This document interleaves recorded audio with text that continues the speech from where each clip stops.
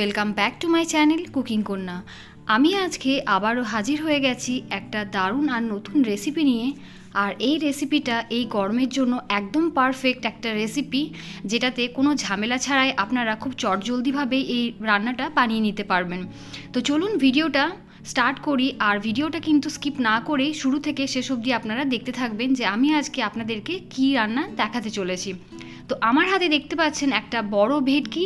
এই ভেটকিটার ওজন প্রায় 1 কিলো মতো, আর এটা কিন্তু একদম টাটকা ভেটকি সুন্দরবনের। তো ভেটকিটা কাটা হয়ে গেছে, আমি এখানে 4 পিস মতো নিয়ে নিয়েছি। এরপর স্বাদ মতো নুন, বড় চামচের হাফ চামচেরও একটু কম হলুদ, আর ছোট চামচের হাফ চামচ মতো কাশ্মীরি লঙ্কার গুঁড়ো, বড় চামচের প্রায় 1 চামচ মতো এখানে সর্ষে বাটা, আর বড় চামচের 1 চামচ মতো পোস্ত বাটা। বড় চামচের হাফ চামচ মতো সর্ষের তেল দিয়ে দিলাম 3টে কাঁচা লঙ্কা আর 4 টুকরো মতো টমেটো। এই টমেটোটা মিডিয়াম সাইজের ছিল। এরপর হাত দিয়ে খুব ভালোভাবে আস্তে আস্তে এটা মাখিয়ে নিতে হবে, যাতে সমস্ত মাছে মশলাটা লেগে যায়। তো এই যে দেখুন মাখানো হয়ে গেছে।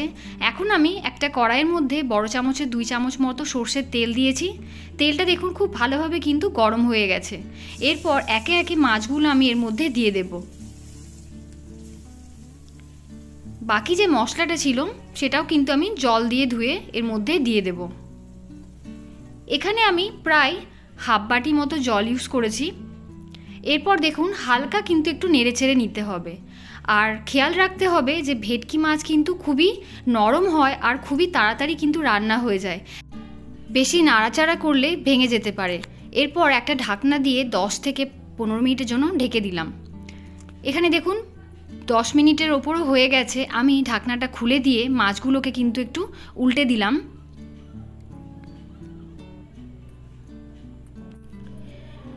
এই যে জলটা দেখতে পাচ্ছেন, এটা শুকিয়ে এলেই কিন্তু রান্নাটা কমপ্লিট হয়ে যাবে, যখন পুরো গা মাখা মাখা এই মাছটা হয়ে যাবে। তো এই ভিডিওটা আপনাদের যদি ভালো লাগে তাহলে অবশ্যই কিন্তু কমেন্ট, শেয়ার এবং লাইক করতে একদমই ভুলবেন না। আজকের ভিডিওটা এখানে এন্ড করলাম। টাটা।